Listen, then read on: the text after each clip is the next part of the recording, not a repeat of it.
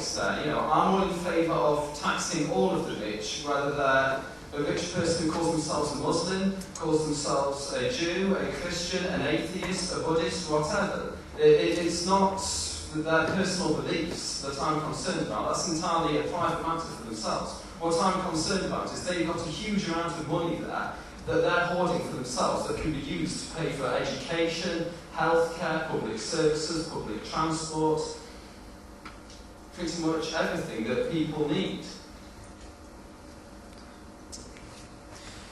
Thank you. Oh, do you want to add that? I just apologise for you, Lindsay. I think there's an issue here, Lindsay, that you need to be well acquainted with the setup of Pakistan and the geopolitics of Pakistan. Who owns the best hospitals? The military. Who runs the amenities? The military. Who controls media? The military. Who runs the infrastructure? The military. So who's going to put the tools down? The military? If you read the Spectator magazine this week, there's a fantastic article in there actually saying it's the military that they're interested in. America really wants to settle with a favourable person in the military. So, just to give you my political evidence again, if you looked at John Negroponte's visit to Pakistan 2 weeks ago, he flew into Pakistan and the first person he met was the new Chief of Army Staff, military. And he had a 2-hour meeting with the new General Ashfaq Kiani, Chief of Army Staff. And then he met Benazir for an hour or so, then he met Musharraf. And then on his exit, he met Chief of Army Staff, Ashfaq Kiani again. So who is the ruling and the working class in Pakistan? The military. So I think you need to have a great appreciation of the politics that exist in that country before we offer the solutions of everyone putting their tools down. Okay, going on to anyone on the floor? Can I just add to... Sorry, you want to add to that? Can you be as brief as possible? Right. The problems of Pakistan is America. America is a very powerful country. And if you look to the east, the southeast of Pakistan is a country called Iran. And George Bush has suddenly decided, okay, even though there's no point in Iran trying to build weapons of mass destruction or such and such, he's still going after them. It's strategically a beneficial position to be in Pakistan, as well as Afghanistan. Now, in terms of solving the problems of Pakistan, they need to be patriotic people within the army. The landlords can be overturned. If not, they would benefit more from their land if they were patriotic. So then they can compete in the world, in the global markets. So in a sense, what Lindsay is saying, yes, the people do need to be patriotic. They do need to overturn the landlords and the military. The military are there as a means of surveying the people. And politics is a means through which you can govern a city.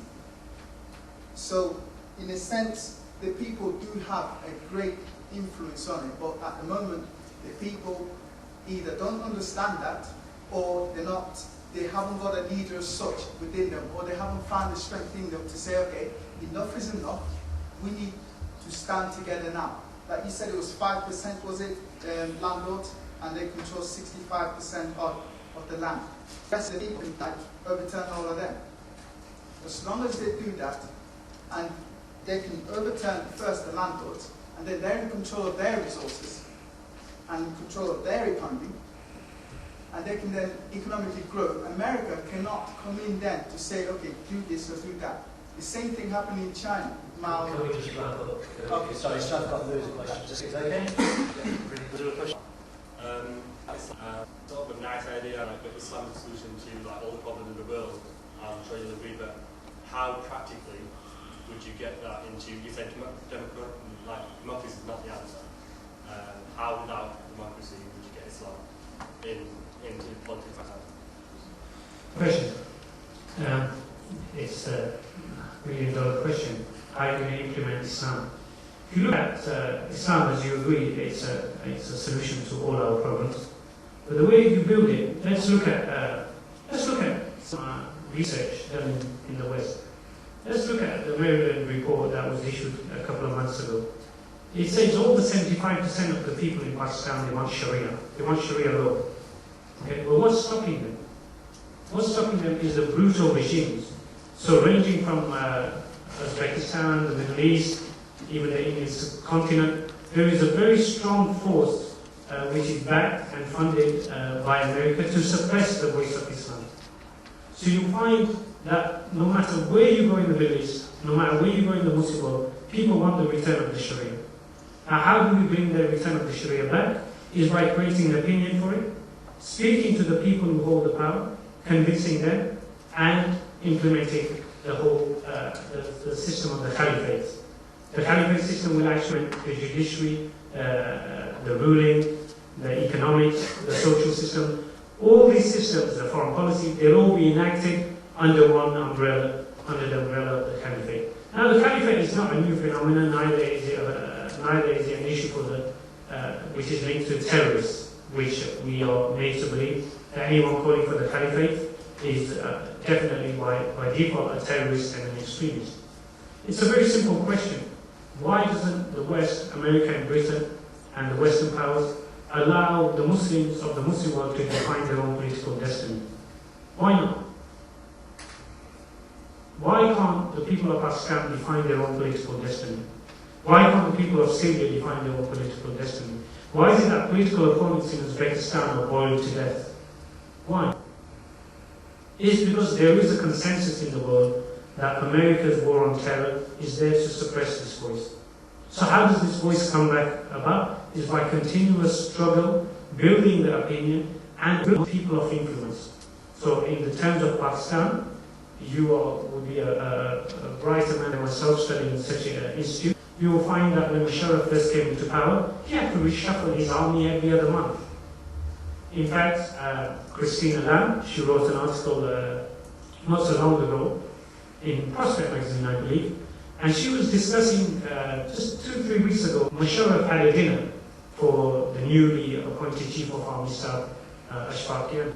And she made a conclusion that she said the number of times he had to praise Kiani and say how much of a good man he is and how loyal he is. Just picture this for a while. I have someone who now has the reins of power, and I don't no longer have the reins of power.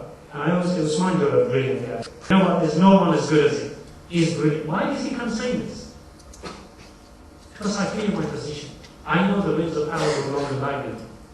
If you look at the Gallup report, it says over 60% feel that the problem of Pakistan is corruption.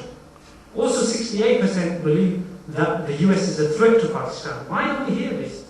Why do we hear alliances made with America on its war on terror? And actually 6% of people, and this is the Gallup, if you go to YouTube and type in Gallup survey, September 2007, 6% believe that America is not a trustworthy ally and is safe to attack Islam in Pakistan. So the opinion on the ground is there. It's not false. People want the Sharia law. People work for it. Even in the Muslim world as we speak now, people are working for it. Just not long ago, I was watching a documentary whereby anyone who upholds a political view that carries a political Islam, he'll be jailed, he'll go missing for years, no one will be able to find him. This is the war on terror. These are apparatus that America is doing through the Middle East and the Indian subcontinent to silence the voice of Islam. If you really go on the grassroots level, you look at some of the surveys, you look at the political evidence, Islam is rising, the call for Islam is rising, the call for the Caliphate is rising. If you look at Western think tanks, they're preparing, to my knowledge, and I've been involved in following politics for a very long time, 10 years ago, 9 years ago, never on the vocabulary was the word Caliphate.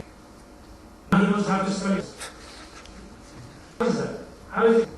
It's because there is a push from the Muslim world of rising Islam. So the discussion is not whether it's possible or not. It's definitely possible. The discussion should be what can we do? How come is it Mr. Miliband and George Bush, the US administration, they can control the politics of Pakistan and sat in Pakistan. So surely the Muslims around the globe can control the political destiny of Pakistan, even sat on the shores of Britain and sat wherever else they may. Okay, I'm going to go to one written one now. If the Islamic